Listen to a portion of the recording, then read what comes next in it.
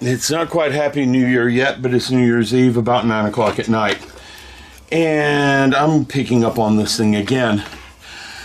I got some misprinted files. For some reason, these parts, which are part of the shoulder cannons, always failed at about the same place in each printout. Okay? You can tell that they're failing about the same place. And what was happening is they were falling over and I was getting spaghetti printouts. Okay? I got them to work. These are just extra pieces. I don't throw away my extra pieces. They give me something to experiment on. Okay? Here's the second head variant. Okay? I did go ahead and put this together. I don't remember if I did this on video or not, but this is the upper torso, and the head should pop out of there pretty easily. So I can put the second head variant in, and I'm not sure which one I actually like. Okay? Whether the fin in there suits it or not. It's not Godzilla with the fin in there, and this is supposed to be a Godzilla clone. Can't call it Godzilla due to copyright, but I think I like the original head better. Alright, this tail is all put together. We got leg parts everywhere up here, and I got to clean them. Okay? So let me put the tail together, and then we'll start talking about feet and legs, because they're up here too. So just big piece to small piece, that's all this tail is. Okay? And I gotta make sure I'm putting it right. No, it can't go that way because the fins have to go up. It just feels like that's... Oh, don't tell me I glued it in upside down. I shouldn't have been able to glue it in upside down, but I think I did. Well, maybe that the piece doesn't go there. That's the problem. Maybe I have them backwards. I have them backwards. Oh my. Am I not bright today or what? There we go. Now, the tail isn't going to hold shape because they're too heavy. There should be some way to fix that, possibly. And I got the camera zoomed out as far as I can. So, this tail is just freaky huge. Trying to keep it on frame. And let me... You can hear my kids in the background. They're playing video games without me at the moment. I've gotten them far enough along that they can do that. Here's the last tail piece. There. Whole tail barely fits on frame. And I'm zoomed out as far as I can. Big tail for a big boy. I mean...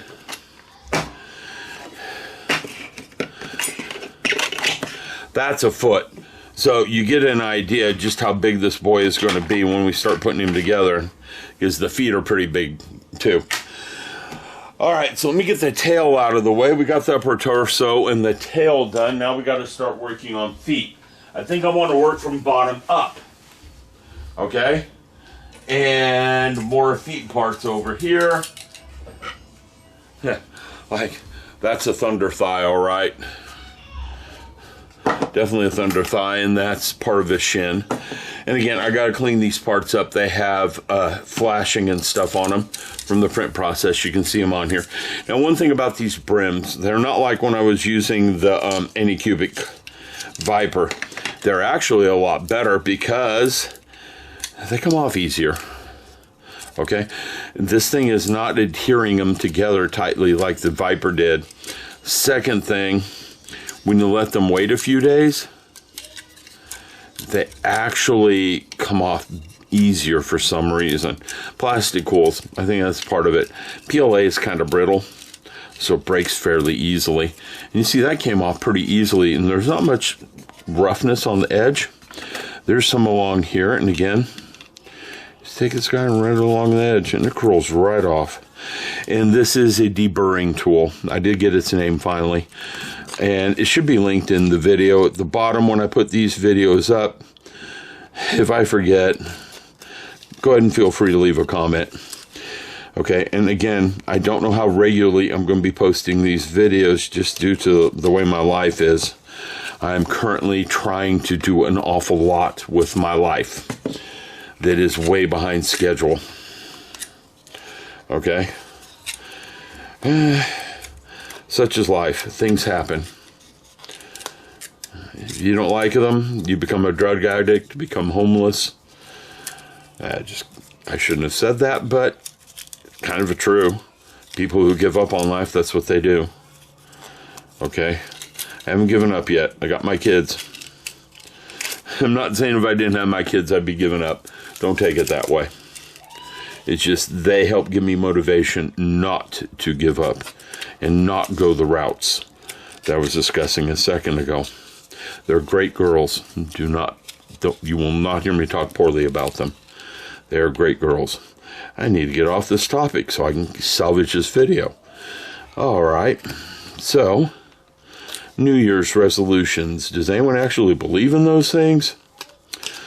I'm not so sure I do, but I do know for the new year, I am planning on reorganizing this entire household. And if you've seen some of my earlier videos, you don't push it, you pull this thing. Do not push it. If you push it, you will cause gouges in the surface. It's designed to be pulled. That's why it is free to rotate. There's another cleaned up spot. And I need a trash can under here to catch all this, which I don't have underneath me. I do, but it's way off to the side. Okay? Now these are going to require the use of something. I have a deburring tool. Let me see if this works. This is designed for something similar. Still has power. It's just I don't want to take that tool into some of these crevices in here. It won't clean them up really nicely. It seems to be working.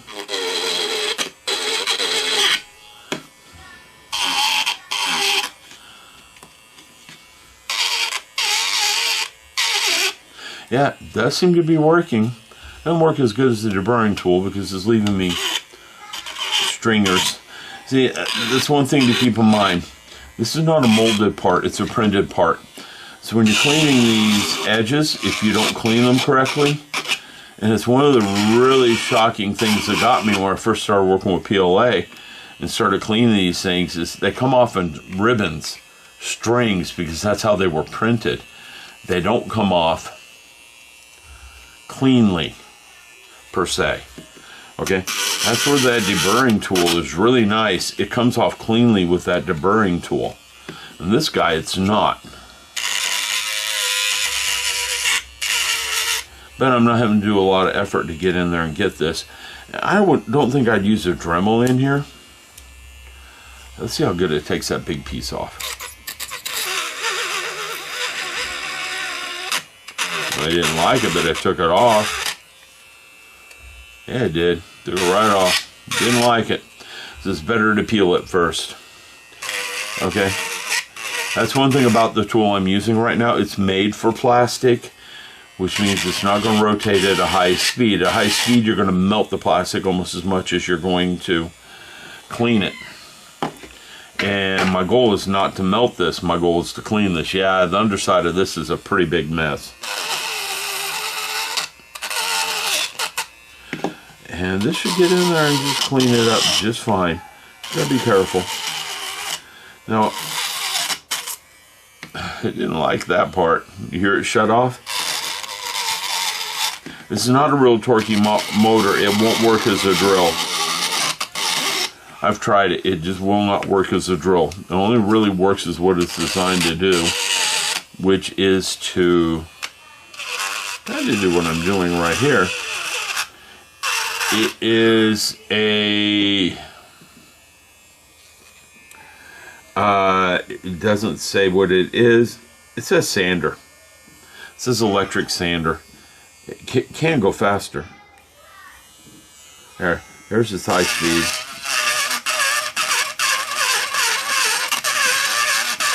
And if I'm not careful, it's taking the surface away.